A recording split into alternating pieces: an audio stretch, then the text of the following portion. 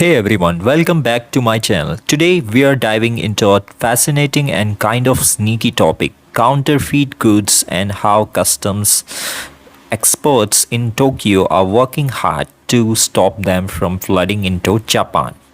I came across this super interesting article from the Miyaki Shimbun, and it's packed with eye opening details about counterfeit products and the battle to keep them out. So let's start. In 2024, Japan's customs service stopped over 33,000 shipments of counterfeit goods. That's a record high, right? And if those fakes were real, they would be worth about 28.2 billion yen, roughly about $196 million. That's a ton of fake stuff trying to sneak into the country, from clothes and bags to shoes and even character merchandise. The article says this is up by 4.3% from the year before, partly because of new rules from 2022 that let customs crack down on fake goods bought online, not just big cargo shipments. So yeah, those super cheap deals you see on shopping sites, they might be part of this problem. Now you might be wondering, what kind of stuff are we talking about? Well, clothing was the biggest category, making up about 31% of these busted shipments. Bags were next at 90% and shoes came in at 11%. Basically everyday items we all use are the main targets of counterfeiters. Most of these fakes, over 90%, are breaking trademark rules like ripping off big brand logos and or designs. Think fake Nike sneakers or knockoff Louis Vuitton bags that look legit at first glance but aren't. So how do customs experts in Tokyo spot these fakes? This is where it gets really cool, guys. At the Tokyo Customs Office in Kotowad, a team of pros inspects suspicious goods coming in from places like Tokyo Port, Haneda, or Narita airports. They're like detectives, but for fake stuff. One of their tricks is to smell. Yep, you heard that right. Sakya Jitta, a 31-year-old expert in the intellectual property division, was quoted saying a fake tote bag had a strange smell. The article mentions how real leather bags have a nice natural leather scent. But fakes, what about them? Fakes often reek of chemicals or even fish. Gross, right? I can just imagine Sakya sniffing a bag and going, "No, this ain't it." But it's not just about smell. These experts also check the appearance of items. For example, they showed off a pair of sneakers that seemed fine at first, but when they popped out the insoles, they were loose threads.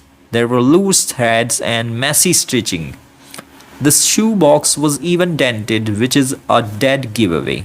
Another clue is when things feel off, like manuals that come with the product. If the Japanese in the instructions is weird or has typos, that's a red flag, right? I mean, imagine buying a fancy gadget and the manual reads like it was written by a toddler. That's not a good sign.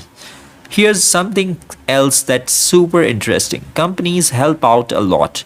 Big brands and copyright holders can tip off customs ahead of time, saying, "Hey, we think fakes of our stuff might show up." They even share specific details to spot the real deal versus the knockoffs.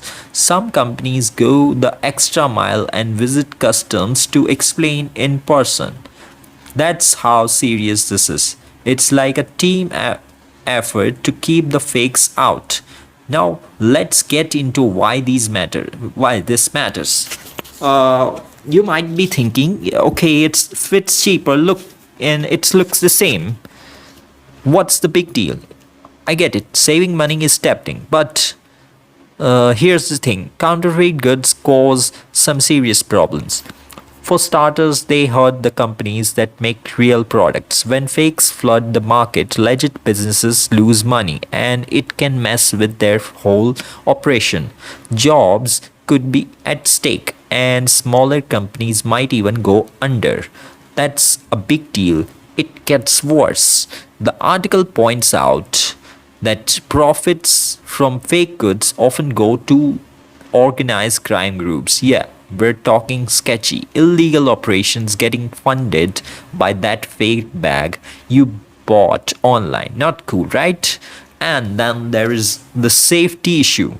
Counterfeit cosmetics, water purifiers, or other products aren't tested for safety.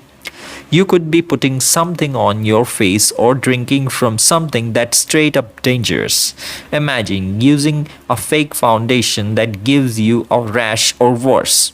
No thanks. Sakya Jitta summed it up perfectly in the article. Once fakes get into the country and start selling, it's super hard to track them down.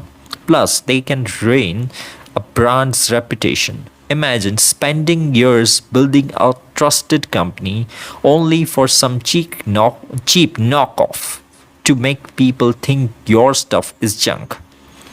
That's why cracking down on these intellectual property violations is so important. It's about protecting businesses, customers, and even Japan's economy. But it's not all smooth sailing for customers. The article mentions that counterfeiters are getting smarter. Their fakes are so good now that it's harder to tell them apart from the real thing. Kazunori Umekado, a 50-year-old customs veteran with 30 years of experience, said the tech behind fakes is getting more advanced, especially since a lot of legit products are made in China, which is also where about 80% of these fake shipments come from. It's like a cat and mouse game at the border, and customs is working overtime to keep up. Oh, and get this rise in online shopping has made things trickier. People are ordering small batches of stuff through international mail, and that's a lot harder to check than big cargo shipments. Customs is stretched thin, but they have got a dedicated team of about 40 people who help out by giving advice to officials across Japan. If they suspect something is fake, they notify the importer and the brand, and if it's confirmed, the goods get confiscated and destroyed. No refunds, by the way. And if someone's importing fakes for business, they could face up to 10 years in jail or a fine of 10 million yen. That's about $69,000. So, what's the takeaway here? Be careful when you are shopping online. If a deal seems too good to be true, it probably is. Those fake products might save you a few bucks upfront, but they come with a big cost, hurting businesses, funding crime, and maybe even risking your health. Next time you are eyeing that suspiciously cheap designer bag or pair of sneakers, maybe double check where it's coming from. You can also support brands by buying from trusted retailers or directly from their official websites. Alright, that's the scoop on counterfeit goods and how Tokyo's customs team is fighting the good fight. Have you ever accidentally bought something that turned out to be fake? Or maybe you have got a story about spotting a sketchy deal online. Drop it in the comments. I'd love to hear about it. And if you found this video helpful, give it a thumbs up, hit that subscribe button and ring that bell so you don't miss my next video. Thank you for watching, and I will catch you in the next one.